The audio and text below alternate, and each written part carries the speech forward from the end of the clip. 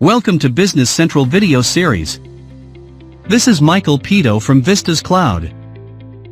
Dynamics 365 Business Central has given you the ability to work efficiently using copy and paste rows functionality. You might want to see the related videos copying and pasting rows on the same list in Business Central, and copying and pasting rows from Business Central list to Excel. To copy and paste rows from Excel to Business Central list, open the Excel where you copied the lines previously from Business Central list.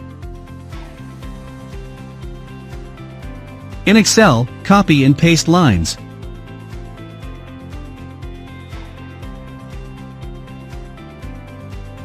Update fields value. Highlight the rows and columns to copy and press Ctrl+C on your keyboard. Open the source journal in Business Central. Click cell before the posting date. Press Ctrl+V to paste lines.